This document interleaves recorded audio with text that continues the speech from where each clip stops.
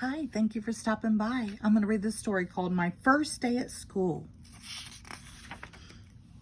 It was the first day of school. Mrs. Lee gave Amy a big hug and a kiss in front of room 103. Have a wonderful day, my shining star, said Mrs. Lee. She showed Amy a folded piece of paper and quickly put it in her daughter's pocket. Open this in case you need a little help. Amy walked into the classroom. Welcome to class 103, greeted a friendly lady. You must be Amy. I am your teacher, Mrs. Burns. Find your cubby and then join the others on the rug. Mrs. Burns walked off quickly. All of a sudden, Amy felt very alone. She reached inside her pocket and touched the piece of paper her mother had put there. Amy, your cubby is next to mine, said a girl with red hair. Thank you, said Amy. She put her lunchbox in a cubby marked Amy, and the two girls walked over to the rug. Today we will meet new friends and learn names, said Mrs. Burns. One at a time, she called out the children's names and put on name tags. The girl with the red hair got up. Her name was Katie.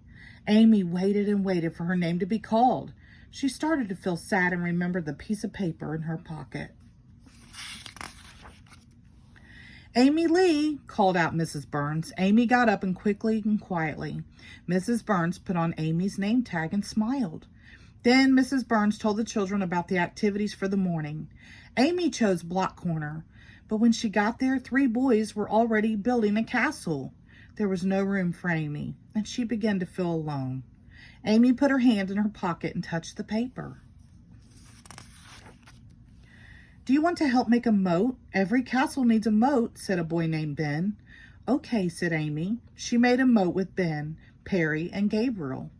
When the principal came in to meet the children, she said it was the nicest moat she had ever seen.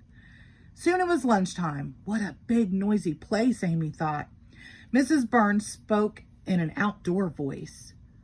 This is your table. You will sit here as a class the whole year. Children who eat hot lunch, please follow me. The rest of my class may begin to eat now.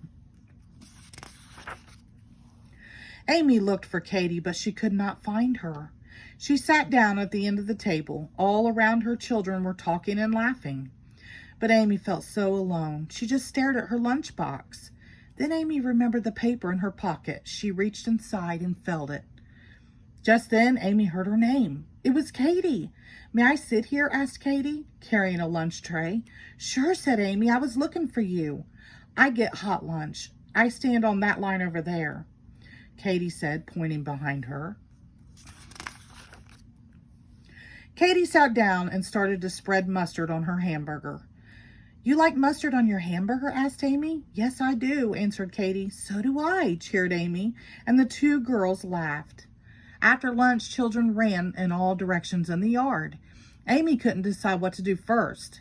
There were monkey bars, slides, 2 jungle gyms, tire swings, and seesaws.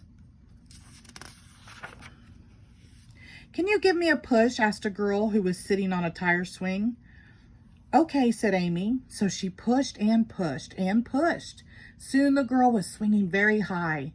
Wow, giggled the girls. You are good. What's your name? Amy, what's yours? Amy asked. Jenny, said the girl. Do you want to go on the monkey bars now? Asked Amy. Yes, answered Jenny. The girls raced to the monkey bars, but just as they got there, Amy tripped and fell. She felt a stinging on her knees, and then she saw the blood. Are you okay? Asked Jenny. No, said Amy, trying to hold back tears. Mrs. Burns walked over quickly. Jenny offered to take Amy to the nurse. The school nurse washed Amy's knees and gave her a bandage for each. Last summer I fell and got stitches right here, said Jenny, pointing to the tip of her chin, where a faint scar remained. Ugh, said Amy, forgetting about her own injury. Did it hurt? Did it ever, Jenny said dramatically. After cool cups of water, the girls thanked the nurse and walked back to the classroom. The children were sitting on the rug. Mrs. Burns smiled at the girls as they walked in. A few children asked what happened. Amy felt important telling her story and showing the bandages. Soon it was time to go home. Amy saw her mother come in the classroom. There's my shining star, her mother said. How did your first day go? Mrs. Burns came over to Mrs. Lee. Amy fell in the yard, but she was very brave. She had help from her friends. Did you need any other help? Asked Mrs. Lee, looking at Amy's pocket. Amy's eyes widened. So many things happened today, I didn't get a chance to open the piece of paper. Now I will, exclaimed Amy, reaching into her pocket. She opened the paper and discovered a shining new star sticker. Amy smiled and looked at her mother. I think I was a shining star today without this after all, she said. The end. Thank you.